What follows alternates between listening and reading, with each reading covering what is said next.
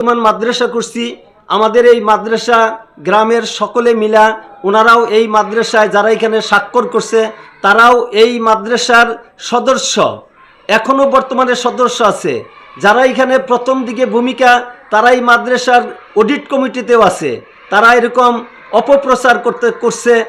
তারা এই audit committee থাকাকালীন আমি প্রতি বছর আমার নিজের অর্থায়নে আমি জমি খরিদ করছি। আর এই জমি খরিদ করে মাদ্রাসা করছি। আমি প্রতি বছরে 25 থেকে 30 লক্ষ টাকা এই মাদ্রাসায় প্রতি বছর অবকাঠামোর জন্য, ঘর দরজা বিল্ডিং আসবাবপত্র ইত্যাদির জন্য দেই। গরিব আইসি আইয়া হাই দে হেরে যে বায়নাপত্র করবো, বায়নাপত্র করবো হারু মেম্বার কয় যে বায়নাপত্র আমি কাগজ লিখে নিয়ে হিগে হ্যাঁ বারবার না করতেছি যে বায়নাপত্র লেখবা না। আমি কল দস্তবত দিম না হইলেও 10 বার বলছি, হে কথাও শুনে নেই। হারু গোটাই না শেষরাই নিয়ে গেল, নিয়ে যাইয়া বায়নাপত্র লিখে নিয়েছি। মানে কার নামে লিখে নিয়েছি সেটা আমি বলতে পারলাম না। তাহলে পরে শুনলাম যে ও আর মেয়ের জমির নামে লিখছি। আমি মোহাম্মদ আজগর আলী। আমার এই জমিনটা আমি বিক্রি করবার ইচ্ছা করিলে গ্রামবাসী নিতে চায়, কিন্তু তারা বলে আমার খাজনা ওকে। তারা বলতেছে যে এরশাদুলের সাথে অর্ধেক টাকা নেই, আপনি অর্ধেক টাকা নেন। কেন আমি তা নিব কেন? আমার জমিন আমি মামলা মোকদ্দমা ডিগ্রি করছি, জাল প্রমাণ করছি, আমি কেন আমি তা নিব? আমি সঠিক মতো কাগজপত্র দিবা এই 1 মাসের জন্য আমি কাগজপত্র দিয়ে দিয়েছিলাম উকিলের সাথে পরামর্শ করার জন্য। পরামর্শ কইরাইয়া আমার কাগজ ফেরত দিছে। ওই একই কথা বলে যে এরশাদুলের অর্ধেক টাকা দিয়ে দেন। আমি অর্ধেক টাকা আমার নামে খাজনা ডিগ্রি সব কিছু ওকে। স্বাক্ষর করছে তারাও এই মাদ্রাসার সদস্য, এখনও বর্তমানে সদস্য আছে। যারা এখানে প্রথম দিকে ভূমিকা তারা এই মাদ্রাসার অডিট কমিটিতেও আছে। তারা এরকম অপপ্রচার করছে। তারা এই অডিট কমিটি থাকাকালীন আমি প্রতি বছর আমার নিজের অর্থায়নে আমি জমি খরিদ করছি। আর এই জমি খরিদ করে মাদ্রাসা করছি। আমি প্রতি বছরে 25 থেকে 30 লক্ষ টাকা এই মাদ্রাসায় প্রতি বছর অবকাঠামোর জন্য, ঘর দরজা বিল্ডিং আসবাবপত্র ইত্যাদির জন্য দেই। গরিবদের জন্য প্রতি বছর গ্রোবা ফান্ডে আমি প্রতি বছর 2 লক্ষ করে টাকা জমা দেই। এটার প্রমাণ আমাদের অ্যাকাউন্টে আছে।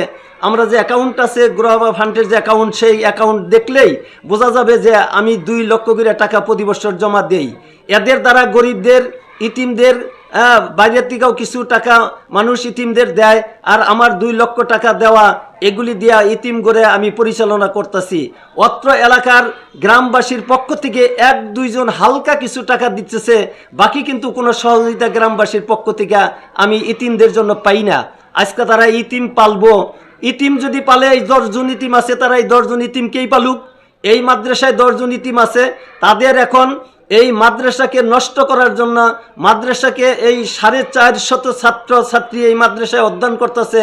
এই মাদ্রাসার গত বছর আমাদের 3য় শ্রেণী থেকে চট্টগ্রাম বোর্ডের অধীনে পরীক্ষা দিয়া চট্টগ্রাম বোর্ডের থেকে আমাদের এই মাদ্রাসার সুনাম অর্জন করছে।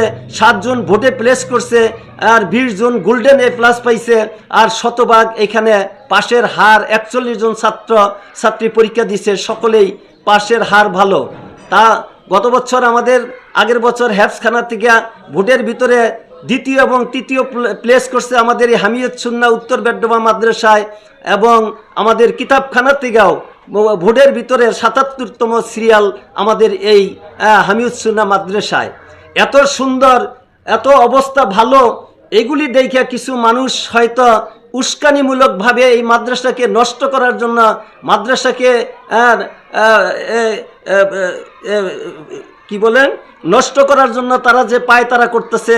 এই জন্য আমি প্রশাসনের কাছে এবং অত্র এলাকার জনগণের কাছে, সকলের কাছে বিনীতভাবে আমি আরজ করতে চাই, আপনাদেরই মাদ্রাসা, এই গ্রামে কোনো ধর্মীয় প্রতিষ্ঠান ছিল না। এই পাশেই যে মসজিদ, এই মসজিদটা ইদ্রিস খান কালিয়া গ্রাম, উনি জায়গা দিয়ে গেছে। এটা মাদ্রাসা, এখন এটা বলে বেডডোবার মসজিদ। এখানে কাশেম ভাই জায়গা দিয়ে গেছে, এখন এটা বলে যে এটা বেডডোবার মাদ্রাসা।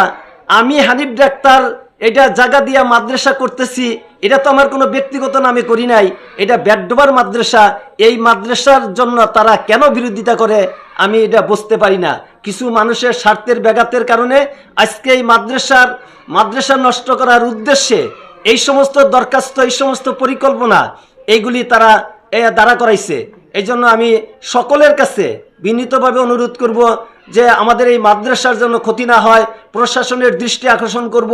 প্রশাসন চুলচেলা বিশ্লেষণ করে সমস্ত ঘটনা সত্য প্রমাণিত করে যদি এখানে দোষী সাব্যস্ত হই, আমি অবশ্যই আইনকে শ্রদ্ধা করি। আমি আইনের কাছে আমি এরকম বিচার হবে সেটা আমি কখনো আপত্তি করব না। অনার্থক যাতে কোনো মানুষকে হয়রানি না করতে পারে, কোনো মানুষকে যাতে অপমান করতে না পারে, কোনো প্রতিষ্ঠান যাতে অনার্থকভাবে নষ্ট হয়ে না যায়, এই জন্য সকল শ্রেণীর প্রশাসনের কাছে আমি বিনীতভাবে আমার এটা বিশেষভাবে অনুরোধ থাকবে। আশা করি আমার বিষয়টা সকলে অবগত হয়েছেন। আর তারা যে স্লোগান, তারা যে অ্যাপ্লিকেশন দিছে, এটা যাচাই বাছাই করিয়া তারপরে আমি আপনাদেরকে এটা সুবিচার করার জন্য আমি আপনাদের কাছে অনুরোধ জানাইছি, আবেদন রাখছি। ধন্যবাদ সকলকে। আসসালামু আলাইকুম রহমতুল্লাহি ওয়া বারাকাতুহু। আর বায়নাপত্র করবো হারু মেম্বার কয় যে বায়নাপত্র আমি কাগজ লিখে নিয়ে হিগে, হ্যাঁ বারবার না করতেছি যে এই বায়নাপত্র তুমি লেখবা না। আমি কল দস্তবত দিম না হইলেও 10 বার বলছি, হে কথাও শুনে নেই। হারু গোটাই না শেষরাই নিয়ে গেল, নিয়ে যাইয়া বায়নাপত্র লিখে নিয়েছি। মানে কার নামে লিখে নিয়েছি সেটা আমি বলতে পারলাম না। তাহলে পরে শুনলাম যে ও আর মেয়ের জমির নামে লিখছি। তার আইনা হাইরা দস্তবত দিবার কয়। এখন নজরুল আমার স্বামী বলে যে না আমি দস্তবত দিব না, আমি ওই কাগজের মধ্যে দস্তবত দিব না। কি কারণ যে তুমি কোর্টে যাবা, কি স্টেট অফিসে যাবা, ওইখানে আমি জায়গা তোমাকে দিয়ে দিমু, তুমি স্বীকারোক্ত করবা, তখন আমি দস্তবত দিব। ইয়ার আগে আমি দস্তবত দিব না। তাহলে হ্যাঁ দিব না দেখে হ্যাঁ রাগ বই রে উল্টা জায়গা।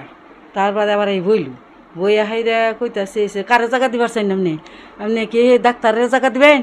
ডাক্তারের জায়গা নিয়ে হাব, ডাক্তারের ঠ্যাং আমি বাড়ি দেবেন গালি দিব। এটা হারু মেম্বার, ডাক্তারের ঠ্যাং ভেঙে হালে দিব। পরে এই যে আমার এবারে বললো, আগেই না এবারে বললো যে আপনি কি তার জায়গা দিবার চান? আপনি কি জায়গা দিবার চান? আপনি যদি জায়গা দেন আপনার খবর আছে, আপনি কি ওকের বাইরে মানে আপনি দেখে দিন। এই কথা বললো। এই কথা বললে হাইরা পরে আইগেই গেল। আইগেই যাই ওই টেবিলের মধ্যে থাপড় মারলো। থাপড় মাইরা হাইরা কইতাছে কি আমার 5-7 লাখ টাকা দিতে হইব। 5 লাখ টাকা দিতে হইব। টাকা যদি আপনি না দেন তাহলে আপনি জায়গা কি ওকে বেছুন, আপনি কি ওকে বাইরে আমি দেখি। এই কথাগুলো বললো।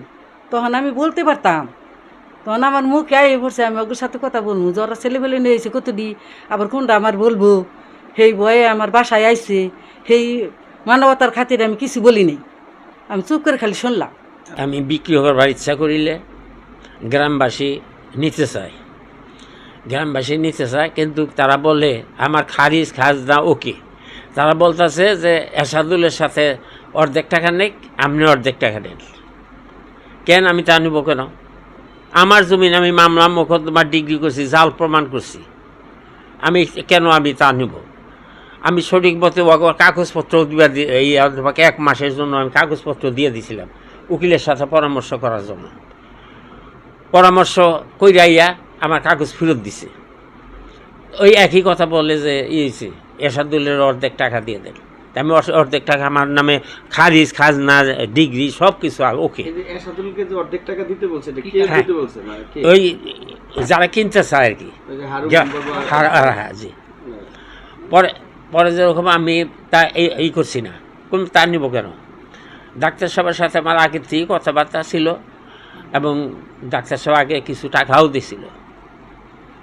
তো ডাক্তার সাহেবের সাথে কথাবার্তা বইনে গেল, আমি ডাক্তার সাহেবের জায়গাটা আমি দিয়ে দিছি। ভয়ও দেখাইছে, ও 5 লক্ষ টাকা চাঁদাও চাইছে। এখানে দাঁড়িয়ে এই যে আমার বিবি সাহেব আছেন, উনি উনি টেবিলে সাপোর্ট দিয়ে আর 5 লক্ষ টাকা দিতে হবে, নাহলে আপনি দোয়াই বেরোতে পারবেন না। আর হানিফ ডাক্তার ঠ্যাং ঠুং বাইরে ভেঙে এই চাঁদাটা কে চাইছে মানে হারুন যিনি সাবেক মেম্বার সাবেক